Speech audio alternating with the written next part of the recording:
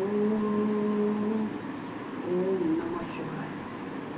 भोलेनाथ को प्रणाम, देवों को देव, महादेव को प्रणाम, कालों को प्रणाम, महाकाल को प्रणाम, गुरुदेव को प्रणाम, अपने माता पिता को प्रणाम, माँ सरस्वती गणेश भगवान को प्रणाम और कृष्ण और राधा को प्रणाम, सबको राधे राधे।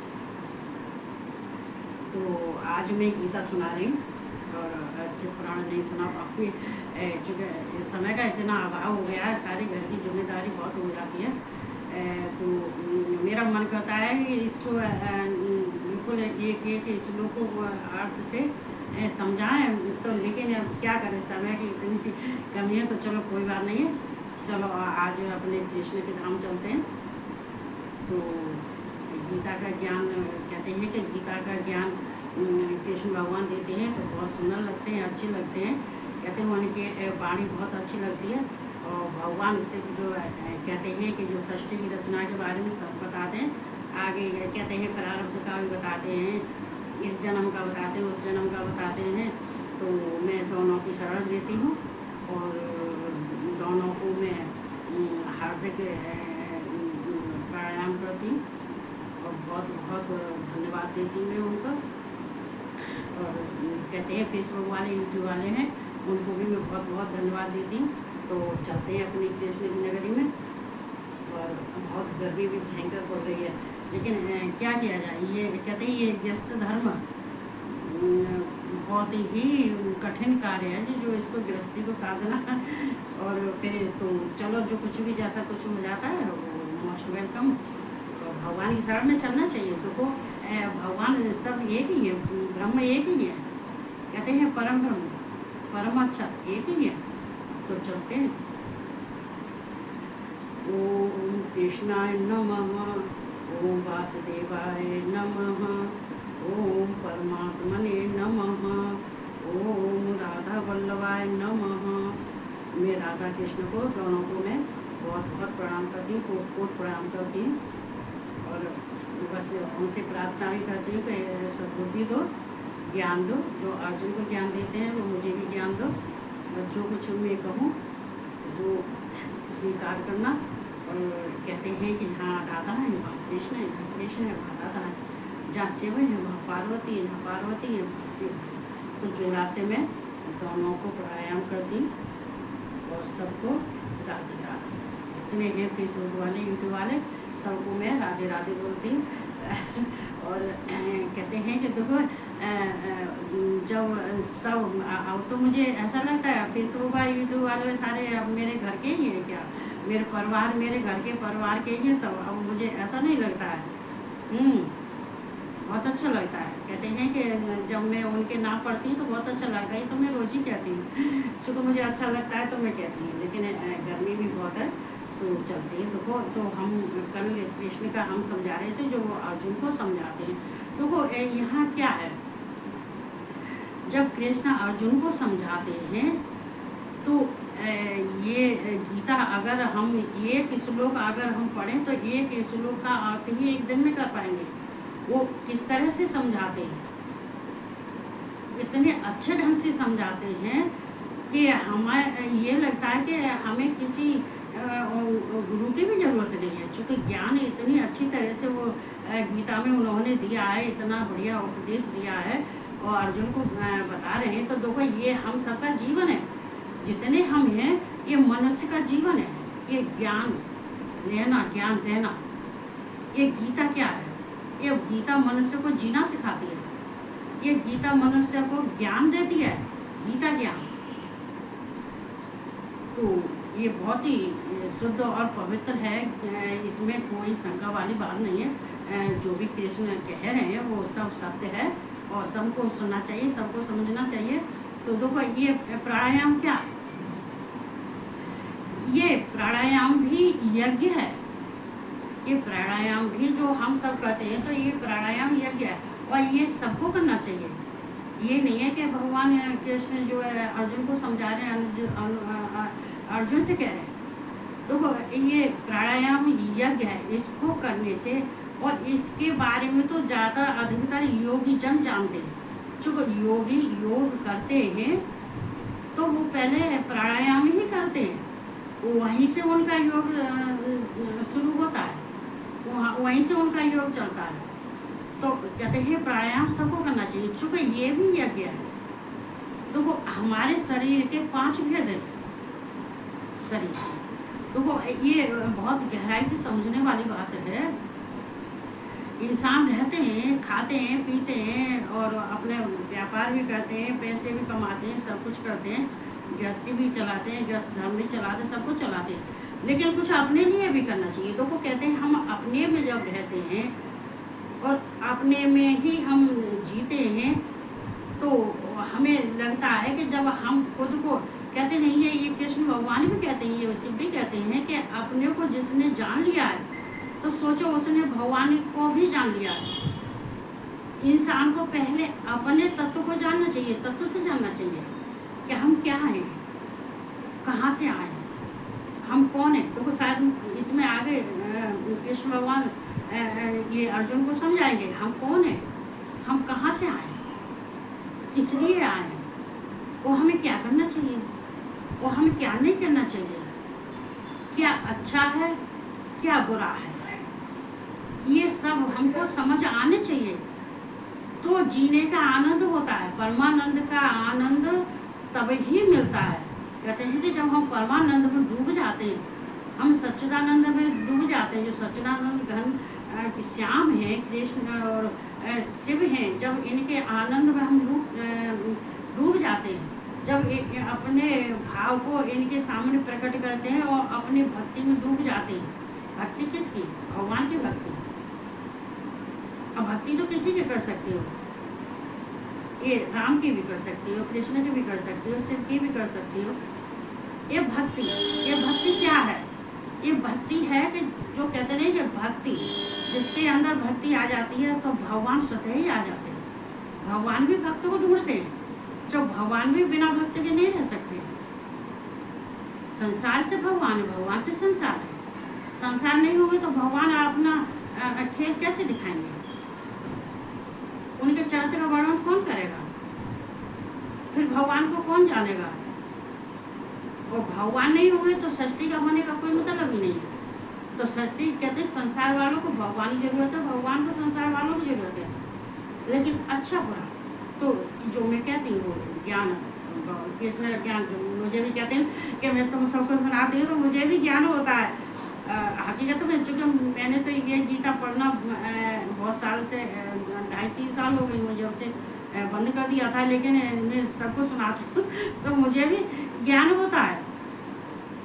ज्ञान के मार्ग पर चलने के लिए हमें जिज्ञासु रहना चाहिए, हमको वेदों का अध्ययन करना चाहिए, ग्रंथों का अध्ययन करना चाहिए, जहाँ कहीं भी हमें ज्ञान मिला वहाँ पे हमें कैच कर लेना चाहिए, सुनना चाहिए।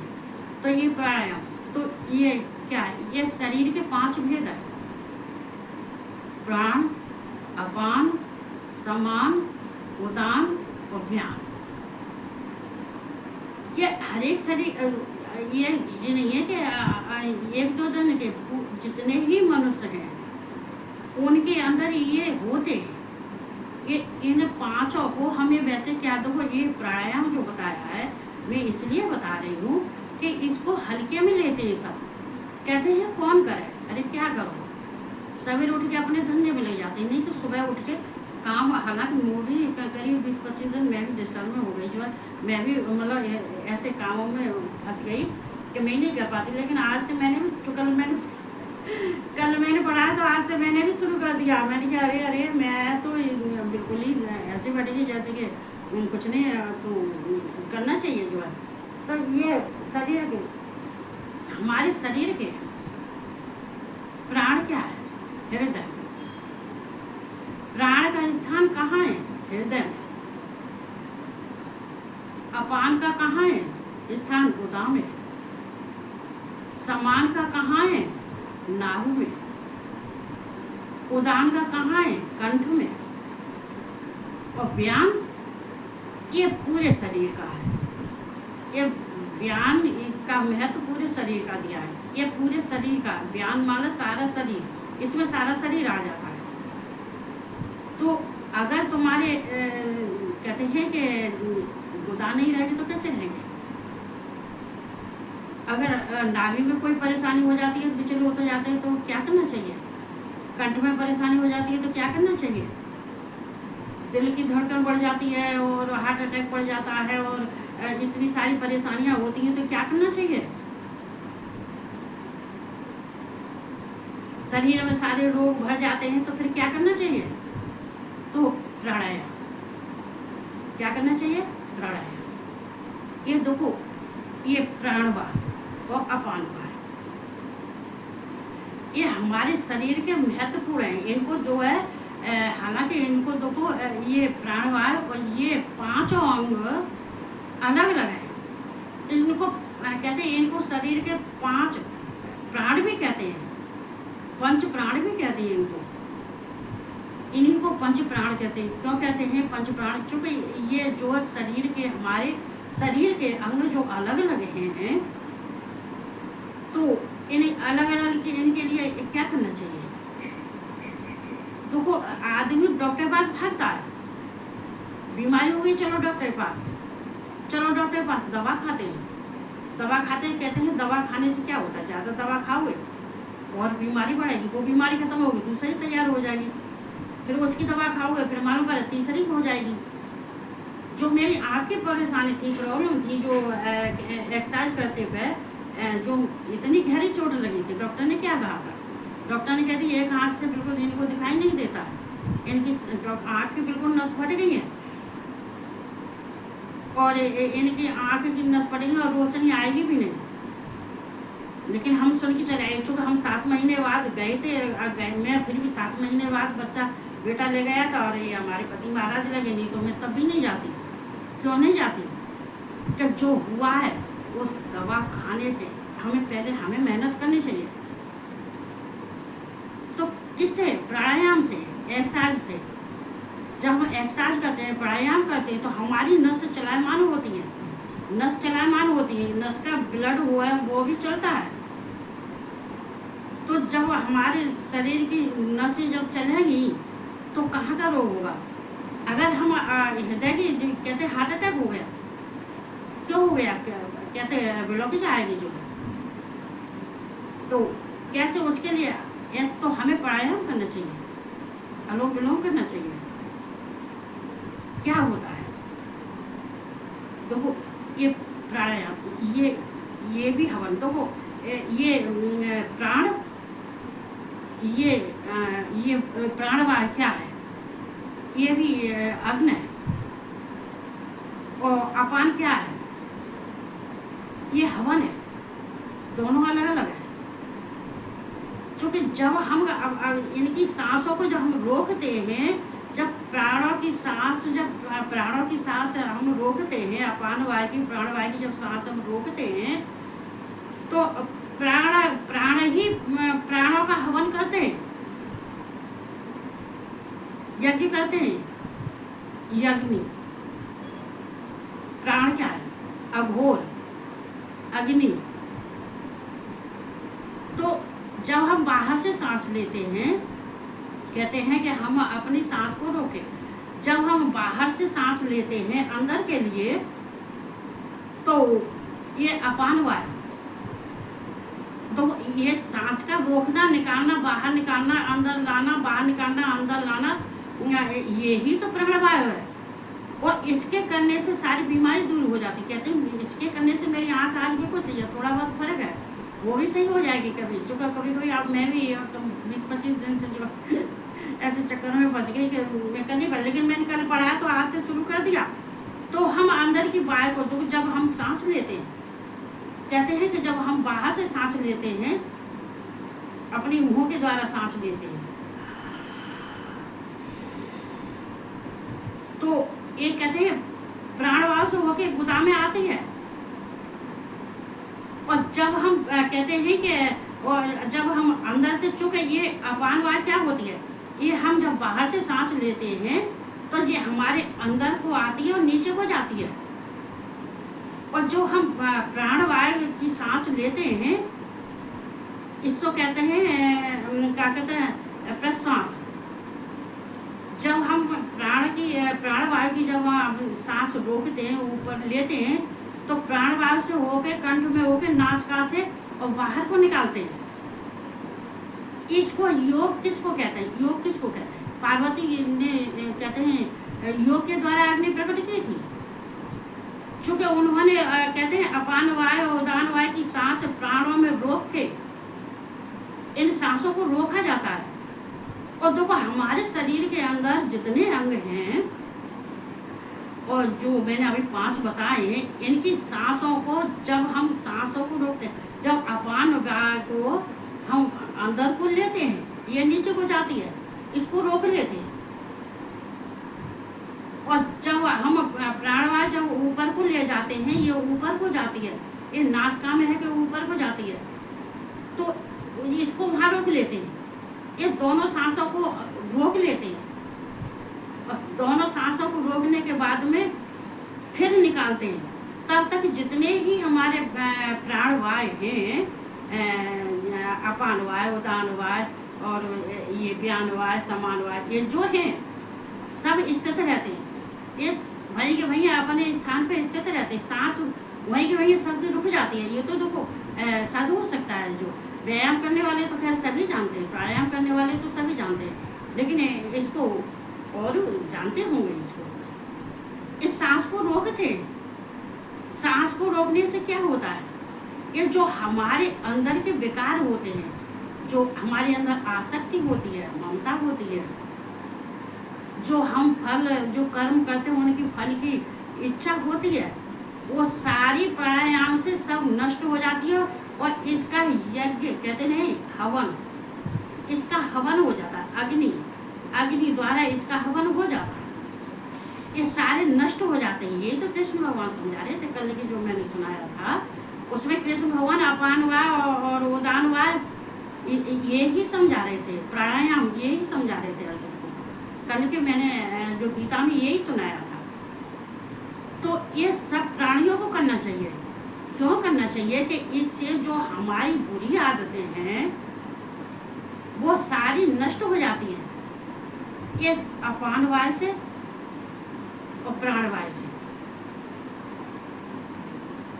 क्योंकि इसको रोकने से इसकी गति, जब इसकी गति हम रोक लेते हैं, जब बाहर अपान वायु के अंदर को लाते हैं गोदाम में, तो वो रोक लेते हैं। और प्राणवायु जो ऊपर को जाती है उसको भी रोकने के बाद में उसको भी रोक लेते हैं। तो कहते हैं हमारे शरीर की गति थोड़ी देर के लिए रुक जाती है, सांस रुक जाती है। जितने 5 हैं ये 5 जो अंगों के, जो शरीरों के अंग हैं, इनकी सांसें सारी वहीं पे स्थित हो जाती हैं। और इसको जो करता नहीं है, उसके बाद में करने के बाद में देखो ये योग करना बहुत कठिन है। वो योगियों से समझना भी बहुत कठिन है। और जो योगी होते हैं, जो इनको करने के बाद में भगवान की प्राप्ति और योगी ही भगवान की प्राप्ति कर लेते हैं। जो योग करता है, जो अपनी सांसों को बाहर निकालो, अंदर लो, रोको, सांस को ऊपर, कहते हैं कि ये हालांकि मूलाधार चक्र से लेके और सहस्रार चक्र तक ये सांस को रोके रहो।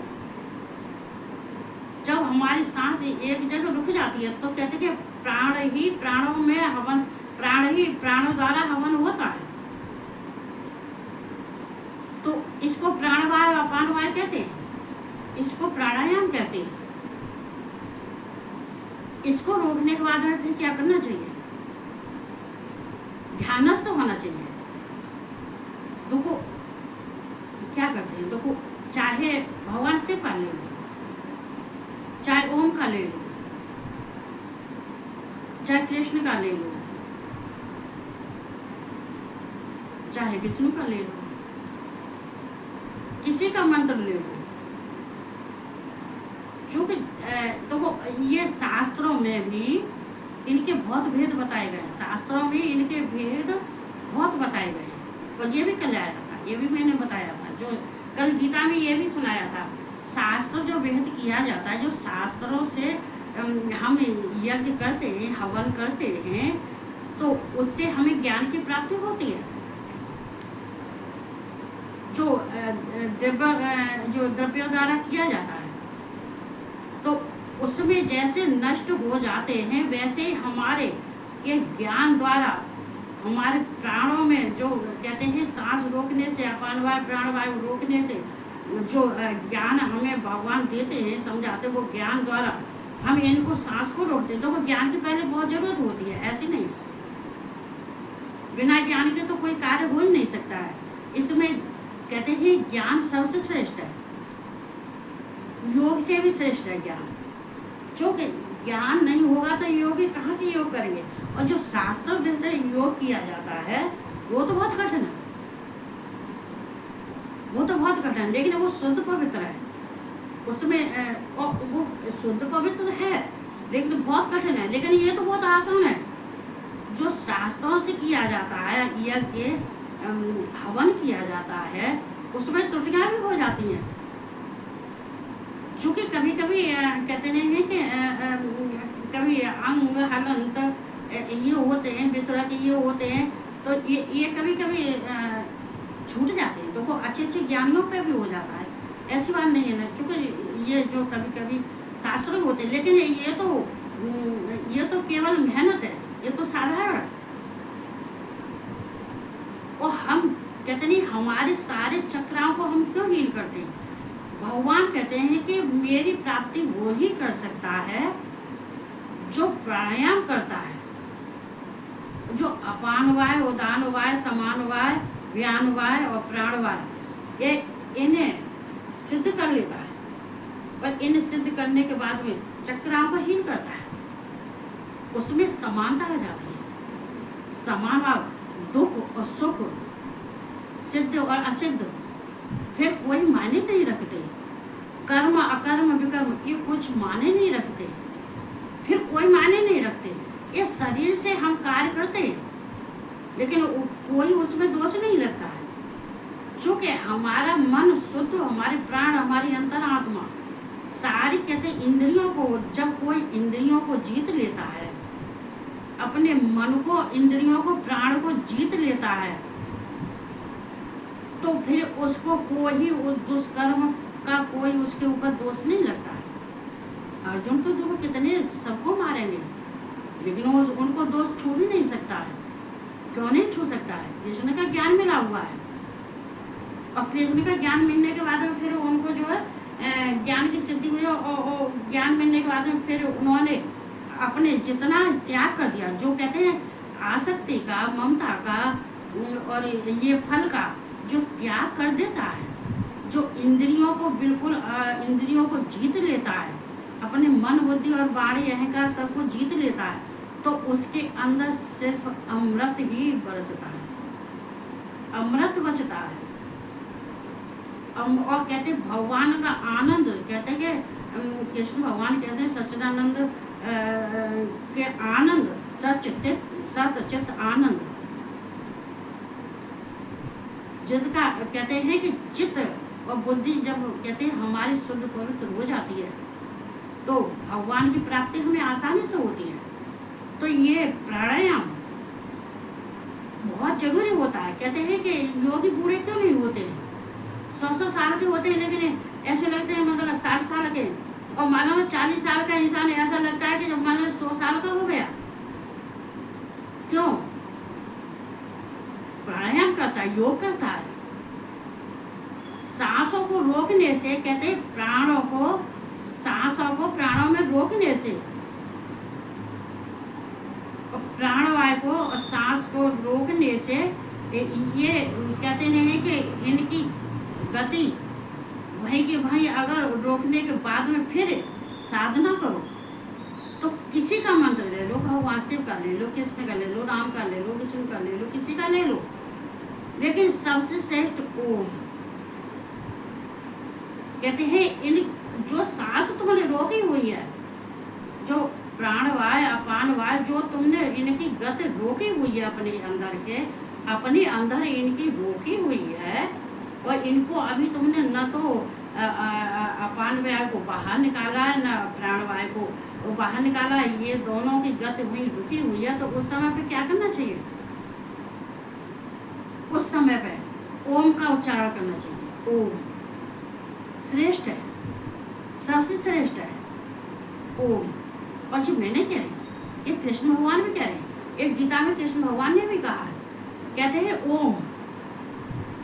इसको सांस रोकने के बाद जितनी देर सांस रुकती है उतने दिन ये नहीं कि सांस रोक के तुम बैठ गए आराम से, नहीं, बैठना नहीं चाहिए।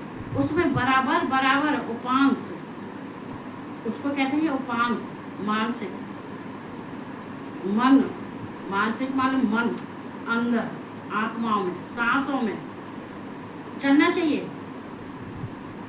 जब हम सांस रोक लेते हैं, मान लीजिए हमने कहते हैं बाहर की अपान वायु हमने रोक ली और प्राणवायु भी हमने रोक ली, और दोनों रोकने के बाद जो वहीं पर होने की गति रुक जाती है।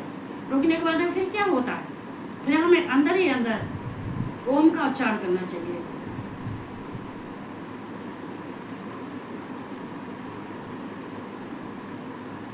ओम का उच्चारण करना चाहिए जितनी देर सांस रुकती है। ये सबसे श्रेष्ठ है। ये पार्वती ने भी, पार्वती पे जब जब संकट आया, जब जब संकट आया था, भगवान से उनकी मदद नहीं,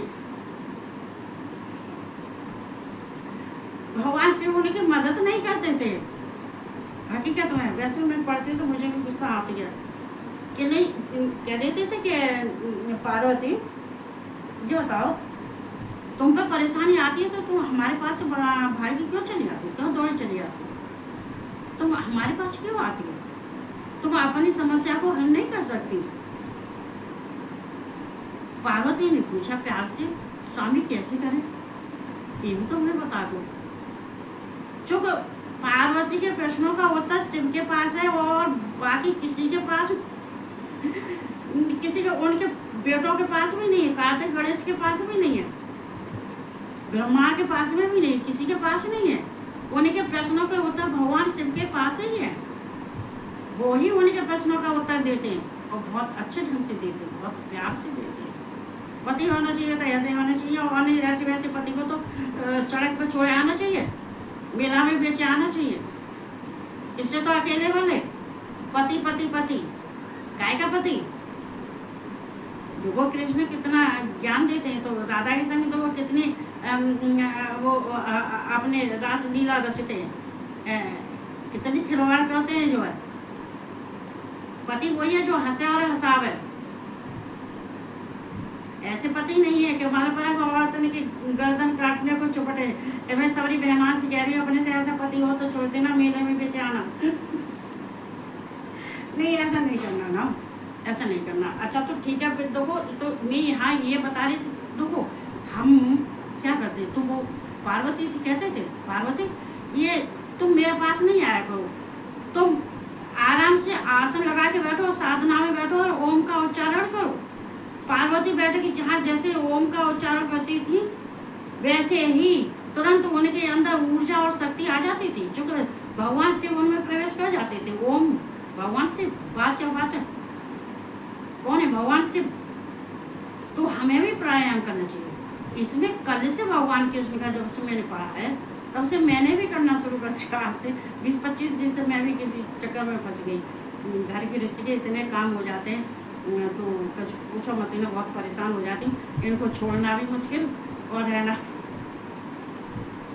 रहना भी मुश्किल और छोड़ना भी मुश्किल। छोड़ दो तो ये क्या करेंगे, ये 2 मंजिल मकान की कैसे सफाई होगी, क्या खाएंगे, क्या पिएंगे, कैसे तो वो भी सब देखना। तो तभी तो भगवान मुझसे पूछ रहते हैं कि तू सारा काम करने के बाद मुझको भी टाइम देती है। टाइम में सबको देती हूँ, तो करना चाहिए, प्राणायाम करना चाहिए। जो कल बताया है, जो भगवान कृष्ण ने बताया था, वो आज मैंने आप सबको बता दिया है कि ये प्राणायाम और फिर ध्यानस्थ हो जाना चाहिए। देखो इसमें कल मैंने ये बताया था, तो यज्ञ समदा से यज्ञ नहीं होता है कि हम समदा से यज्ञ कर रहे हैं, ऐसा नहीं होता है। देखो ये लिखा है, दूसरे कितने ही योगी जन अपान वायु में प्राण वायु को हवन करते हैं। हवन मतलब ये भी यज्ञ है। अपान वायु प्राण वायु की गति को रोकना, सांस को रोकना, सांस को बाहर निकालना, सांस को अंदर लेना, ये प्राण वायु की सांस नासिका द्वारा बाहर निकालना, बाहर की अपान वायु को अंदर लाना, अंदर से चूंकि अपान वायु तो नीचे जाती है और प्राणवायु सीधी ऊपर के लिए जाती है। तो वैसे ही अन्य योगी जन प्राणवायु में अपान वायु को हवन करते हैं। ऐसे ही योगी जन इन दोनों का कहते हैं अपान वायु और प्राणवायु। देखो अपान वायु तो है ये हवन है, और नहीं प्राणवायु यज्ञ है और ये अपान वायु हवन है। चूंकि ये यज्ञ कहाँ होता है? अग्नि में होता है। अग्नि कहाँ है? हृदय में। हृदय में तो इनका हवन होता है। ये प्राणों का प्राणों में ही हवन होता है। इनकी वायु का कहते हैं जो हमारी गंदी आसक्ति है, जो ममता है, जो हमें फल जो कर्म करते हैं उनकी फल की इच्छा होती है। फल की इच्छा बहुत कहते हैं जो फल की इच्छा करता है उसको मुक्ति नहीं मिलती है, उसको तो फल चाहिए, भगवान तो नहीं चाहिए। भगवान तो देखो यहाँ क्या लिखा है, तथा अन्य कितने ही नियमित आहार करने वाले प्राणायाम परायण पुरुष प्राण और अपान की गति को रोक कर, और लेकिन तब तक खाना नहीं खाना चाहिए, तब तक कुछ भी नहीं खाना चाहिए। सुबह के टाइम में करना चाहिए, पानी भी नहीं पीना चाहिए। इसको मुझे तो कभी कभी गर्मी प्यास लगती है लेकिन नहीं पीती मैं। पानी भी नहीं पीना चाहिए, खाना भी नहीं, कुछ भी नहीं खाना चाहिए, कोई आहार नहीं लेना चाहिए। तब गत को रोककर प्राणों को प्राणों में ही हवन किया जाता है। प्राणों का प्राणों में ही हवन किया जाता है। वो कह रही थी, मैं इसी बात को कह रही थी, क्योंकि ये हर एक किसी के लिए। देखो गीता हमें पढ़ने से जो नहीं कि हम गीता पढ़ते जा रहे हैं, गीता का ज्ञान हमें भी लेना चाहिए। गीता से हमें कुछ सीखना चाहिए, कृष्ण से हमें कुछ सीखना चाहिए। जैसे अर्जुन सीख रहे वैसे हमें भी सीखना चाहिए। हम किसी से पीछे तो नहीं रहना चाहिए ना, ज्ञान में आगे बढ़ना चाहिए। वो अज्ञान में कार्य तब बेशक पीछे रह जा, पर ज्ञान तो ये रोककर प्राणों का प्राणों हवन क्या कर। ये सभी साधक यज्ञ द्वारा पापों का नाश कर देने वाले यज्ञ को ही जानने वाले हैं। ये सारे पापों का नाश हो जाता है जो हमारे अंदर, हमारी अंतर आत्मा, हमारे प्राण जो अपान वायु प्राण वायु, जब प्राण वायु का अपान वायु का प्राणों में जब हवन हो जाता है, यज्ञ हो जाता है, तो जितनी ये चीजें हैं जो बाहरी जी इतनी चीजें हैं वो सारी भस्म हो जाती हैं, शुद्ध पवित्र हो जाता है। क्योंकि ये मतलब ये नहीं है कि तुम प्राणायाम ही करियो, इसको सांस को रोको, बाहर की सांस अंदर लाओ, और अंदर प्राणों की सांस ये हृदय में, इसको रोके रहो। योग पार्वती ने योग से ही, प्राणवायु अपानवायु के योग से ही तो उन्हें अग्नि प्रकट की थी। ये अग्नि, प्राणवायु अग्नि, इसमें सब भस्म हो जाता है। इसमें समधा की जरूरत नहीं होती है, इसमें सामग्री की जरूरत नहीं होती है, इसमें किसी की जरूरत नहीं होती है। तो देखो कितना अच्छा लिखा है, ये बहुत ही अच्छा लिखा है। तो मैंने आपको समझाया, तो ये सबको करना चाहिए और बहुत जरूरी होता है। शरीर बूढ़ा नहीं होता है, शरीर में झुर्रियाँ नहीं शरीर में झुर्रियाँ नहीं बढ़ती हैं। लेकिन मैं तो क्या करूँ, मैं तो बहुत ऐसी फंसी हुई हूँ कि क्या करूँ। कहते हैं कि गर्म दूध ना पिया जाता है ना उबला जाता है, जो है वो उसका वो वाला किस्सा है। और नहीं तो मैं बहुत फंसी हूँ, चूँकि मैंने तो शुरू से मेरा तो ध्यान पढ़ने में बहुत था, आज भी है। अगर मुझे को तो अगर कहीं टाइम मिल जाए तो मैं तो धुआंधार बारिश करूँ, मैं तो वही नहाऊँ धोऊँ, बस खाना खाऊँ और बस इतना पढ़ूँ और इतना सबको सुनाऊँ। बहुत अच्छा लगता है मुझे ज्ञान लेना, ज्ञान देना, और ज्ञान देने के लिए किसके समझ में आता मेरा जैसे कुछ आवे वैसे। तो अब हम चलते हैं, कल हम कहाँ थे,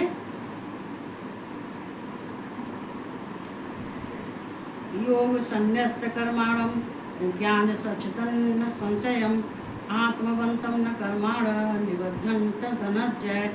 हे धनंजय, जिसने कर्म योग की विधि से समस्त कर्मों का परमात्मा में अर्पण कर दिया है और जिसने विवेक द्वारा समस्त संशयों का नाश कर दिया है, ऐसे बस में किए हुए अंतःकरण वाले पुरुष को कर्म नहीं बांधते।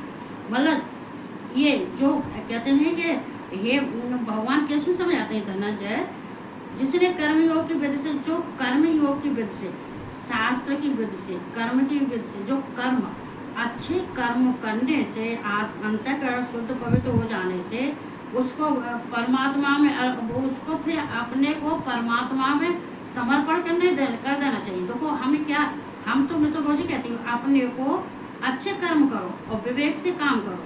सारे जितने कार्य हैं विवेक से कियो और करने के बाद में अपने को भगवान को समर्पण कर दो। तो को भगवान को तुम समर्पण कर दोगे तो बाहर वालों की जरूरत नहीं पड़ेगी। क्या बाहर आके मेरी मदद करेंगे? ये तो भगवान के सुनने, अभी मैंने सुनाया था, वो भी कह रहे थे आशा को त्याग दे, किसी से आशा मत कर। तो ये तो सबके लिए बहुत जरूरी है, बहुत जरूरी है जिंदगी जीने के लिए। यहाँ जिंदगी जीने के लिए, खाने के लिए सिर्फ नहीं आए, आराम करने के लिए नहीं आए, हम कुछ करने के लिए आए।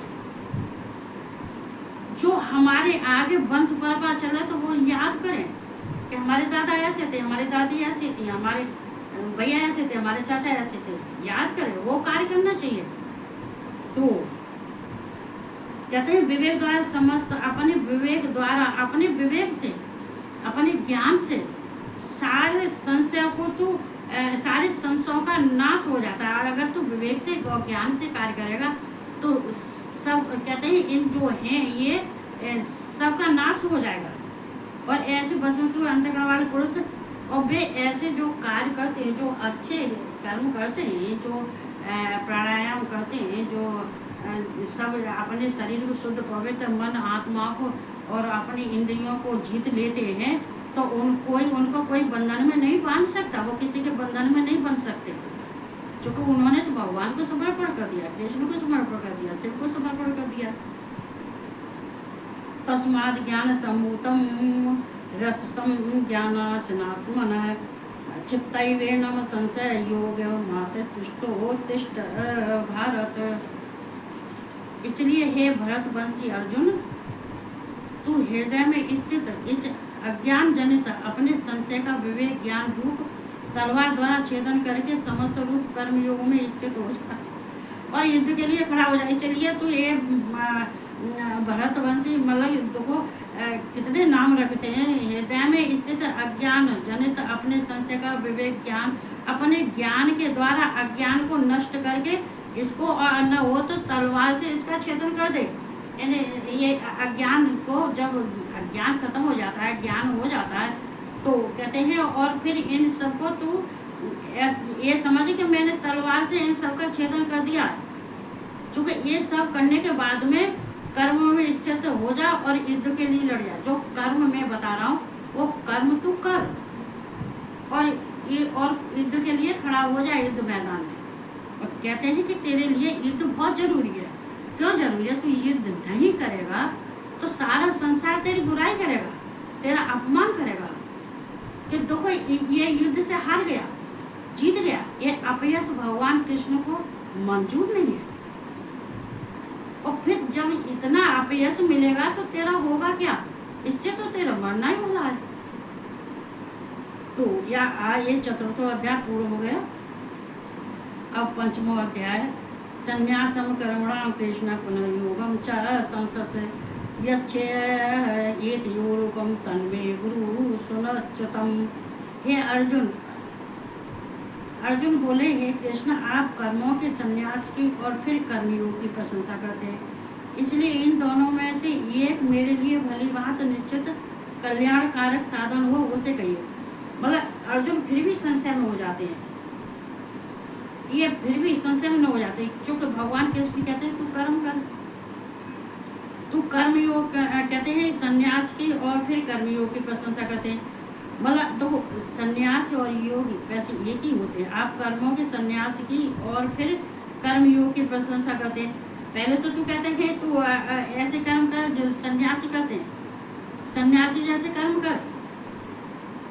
फिर कहते हैं कि तू फिर कर्मयोग की प्रशंसा करते हैं कि तू देख कर्मयोग कर, कर्मयोग करने वाले कभी हारते नहीं है, कर्मयोग करने वाले कभी पीछे नहीं हटते हैं, घबराते नहीं है, भय नहीं होता उनको, निडर हो जाते हैं। इसलिए तू ऐसा बन जैसे सन्यासी होते हैं और योगी होते हैं। ऐसे कर्म कर जिससे प्रशंसा करते हैं। इसलिए इन दोनों में से एक मेरे लिए भली बात निश्चित कल्याणकारी साधन हो उसको मतलब मुझको एक कहिए। कभी तो तुम सन्यासों की प्रशंसा करती हो, कभी तो सन्यास की कहती हो, कभी कर्मयोग की कहती हो। अब मुझे भी तुम भ्रमित करती हो, मैं भी अज्ञान में पड़ जाता हूँ, मैं भी भ्रमित हो जाता हूँ। तो हे कृष्ण, एक ही कहो, कर्म कहो या योग कहो। तो यहाँ भगवान कहते हैं, श्री भगवान वाच संन्यास कर्मयोगश्च न्यश्रेय सकारा भुवो तयोस्तो कर्म संन्यासात् कर्मयोगो विशस्यते।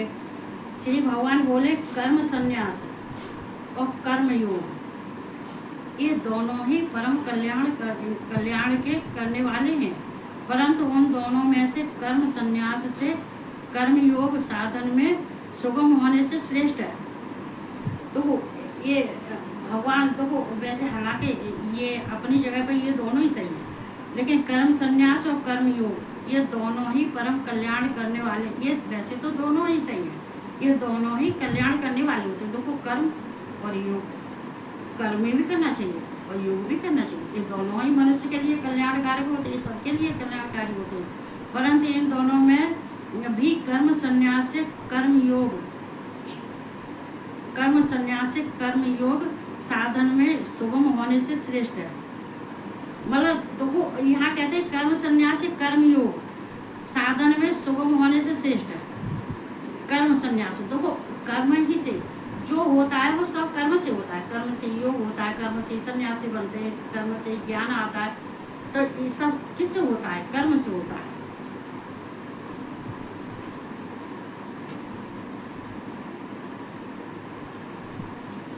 तो यहाँ गेह स नित्य सन्यासी यो न दुष्ट न कांक्षत निर्द्वंद्व हे महाबाहो सुखम बंधनांत प्रमुच्यते। हे अर्जुन, जो पुरुष न किसी से द्वेष करता है और न किसी की आकांक्षा करता है वह कर्म योगी सदा सन्यासी ही समझने योग्य है। देखो अब देखो यहाँ भगवान दोनों ही बातें कह रहे हैं। देखो जो पुरुष न किसी से द्वेष करता है, मतलब किसी से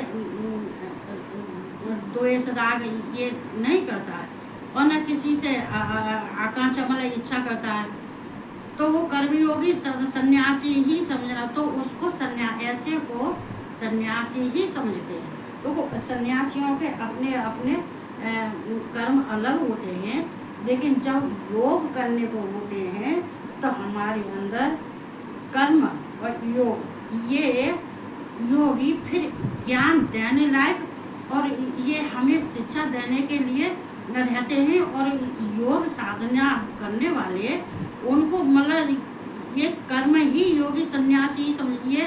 जो कर्म होते वो ही सन्यासी होते हैं, जो उनके अंदर ऐसी प्रवृत्ति होती है कि किसी की इच्छा नहीं होती है। तो वो योगियों का काम है, उनको किसी चीज़ की इच्छा नहीं होती है, उनको ना ही अच्छे खाने की होती है, ना अच्छा पहनने की होती है, ना उनको गाड़ी बंगला की होती है, ना महल की होती है, न किसी आशा की होती है, न किसी रिश्तेदार की होती है, न कोई किसी का कोई क्या कहते हैं उनके रिश्ते होते हैं, कुछ नहीं होते। जो ऐसे जो होते हैं ये सबका त्याग कर देते हैं, तो वो सन्यासी। इसलिए तू भी सबका त्याग कर। ये मेरा चाचा हो गया, ये मेरा ताऊ हो गया, ये मेरा मामा, ये मेरा भैया, ये मेरा भतीजा है, ये मेरा साला, ये मेरा सब जब ये सब हट जाता है, ये सब की मतलब आशा हट जाती है, ये सब हो जाते हैं, तो वो सन्यासी ही कहा जाता है। क्योंकि राग द्वेषादि द्वंद्वों से रहित पुरुष सुखपूर्वक संसार बंधन से मुक्त हो जाता है। जिसके अंदर ये सारे दोष नहीं होते, द्वंद्व नहीं चलते, अंदर अंदर जो द्वंद्व चलता है, अरे क्या करना चाहिए, ये क्या करें, ये तो मेरे रिश्तेदार हैं, ये सब हैं, ये मेरे घर की स्त्रियाँ हैं, क्या करना चाहिए, आगे मेरे लिए क्या होगा, आगे मुझे क्या, ये सब द्वंद्व चलता रहता है ना। तो इन सब से जो है अगर ये सब नष्ट हो जाते हैं तो वो किसी आराम से सुखपूर्वक रहता, किसी बंधन में नहीं बनता। सांख्यक योगो पृथक ग्वाला प्रवर्तन्ते न पंडिता एकमप्यास्ततः सम्यक यो विन्दते फलम। उपर्युक्त संन्यास और कर्मयोग, उपर्युक्त संन्यास और कर्मयोग को मूर्ख लोग पृथक पृथक फल देने वाले कहते हैं। तो वो जिनमें समझ नहीं होती है, जैसे मैंने अभी प्राणायाम का सुनाया, जिसमें किसी में समझ नहीं होती है तो उसको ये सारे कार्य कठिन लगते हैं। कहते हैं संन्यास और कर्मयोग को मूर्ख लोग पृथक पृथक फल देने वाले समझते हैं, चूँकि वो अज्ञानी होते हैं, उनको इतनी समझ नहीं होती। कहते हैं कि कर्म का फल अलग मिलता है और संन्यास जो होते हैं उनका कर्म करने से अलग फल मिलता है, न कि पंडित जन, क्योंकि दोनों में से एक में भी सम्यक प्रकार से स्थित पुरुष दोनों के फल रूप परमात्मा को प्राप्त होता है। देखो एक नहीं है, जितने पंडित लोग हैं, विद्वान हैं, जो ऋषि मुनि हैं, योगी हैं, वो इन दोनों को एक समान समझते हैं। तो वो कहते हैं ऐसी स्थिति पुरुष दोनों के फलस्वरूप परमात्मा को प्राप्त होता है। ये दोनों ही फल देने वाले हैं, ये दोनों ही परमात्मा की प्राप्ति करने वाले हैं। इनमें से एक भी ऐसा नहीं है कि जिससे कि परमात्मा की प्राप्ति न हो। ये दोनों ही परमात्मा की प्राप्ति करने वाले, चाहे कर्म हो, चाहे संन्यास हो, चाहे योग हो, ये सारे भगवान की प्राप्ति के ही साधन है। साधन कौन से होता है? किसके द्वारा, किस साधन द्वारा हम भगवान की प्राप्ति कर सकते हैं? तो साधन यही तो होते हैं, कर्म योग है, सन्यासी है, योगी है, ये इनके साधन है। ये भगवान तक पहुंचने के लिए तुम्हें साधन की जरूरत पड़ती है। भगवान तक पहुंचने के लिए तुम्हें साधन की जरूरत पड़ती है। तो जब साधन की जरूरत पड़ती है तो फिर क्या करना चाहिए?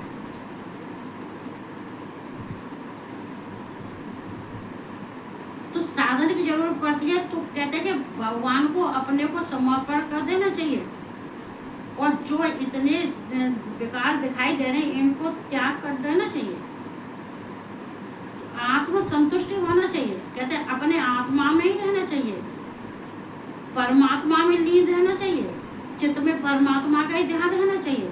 तो ऐसे कहते हैं दोनों के फल से परमात्मा को प्राप्त होता है। तो ये करने वाले दोनों परमात्मा को प्राप्त होते हैं। यत सांख्य प्राप्यते स्थानम तद्धो गैरपगम्यते एकम सांख्यम च योगम च पश्यत न पश्यत च पश्यत स पश्यत। ज्ञान योगियों द्वारा जो परम धाम प्राप्त किया जाता है, ज्ञान योगियों द्वारा, तो ये मैंने पिछली बार भी कहा था, ज्ञान योगियों द्वारा परम धाम। तो हमें ज्ञानी पुरुष के पास में जाने से, ज्ञान लेने से, हम सबके लिए है ये गीता। तो मैं डेली कहती हूँ, गीता सुनाती तो कहती हूँ, ये मत जाना कि कृष्ण अर्जुन को ही दे रहे। हम सबको अपने जीवन में उतारना चाहिए, हम सबको इसमें आनंद उठाना चाहिए अपने। कहते हैं कि जो इस सागर में डूब जाता है, भगवान के आनंद की प्राप्ति हो जाती है, भगवान की प्राप्ति हो जाती है, और ये सब गलत विषयों का त्याग हो जाता है, तो वंश परंपरा आगे बढ़ती है। उस वंश में कभी कोई कष्ट नहीं रहता है। लेकिन अब यहाँ मैं भी चकरा जाती हूँ, कष्ट तो नहीं होता है। मैं पितरों को तो कह सकती हूँ, पर इंसान को नहीं। मैं पितरों को तो कह सकती हूँ, अपने पितरों को तो मैं कहते हैं, अपने सीना ठोक के कहते हैं कि अपने पितरों को तो मैंने मैंने नरक में रहने दिया, और ना ही किसी गलत स्थान पर रहने दिया। भगवान की शरण में गए वो तो सीधे, और उनके लिए ही आज भी करती हूँ, जो डेली करती हूँ।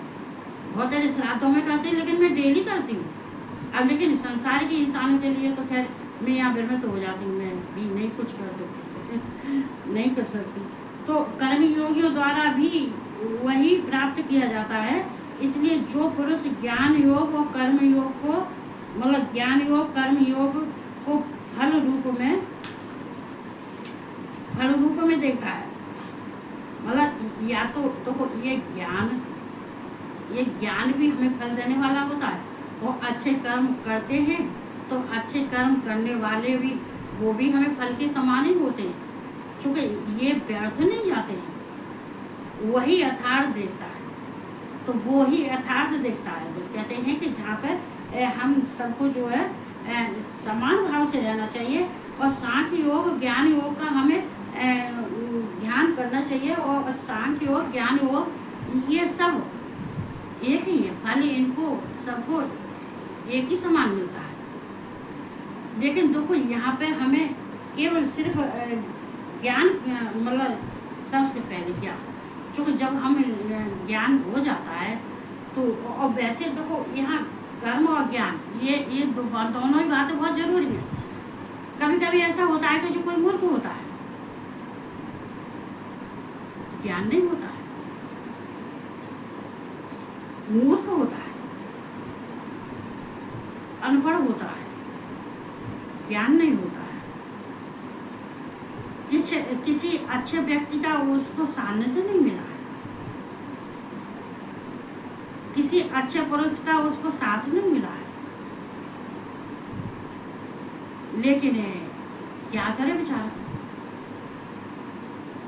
जब अच्छे पुरुष का साथ नहीं मिला, सिद्ध पुरुष का साथ नहीं मिला, गुरु का ज्ञान नहीं मिला,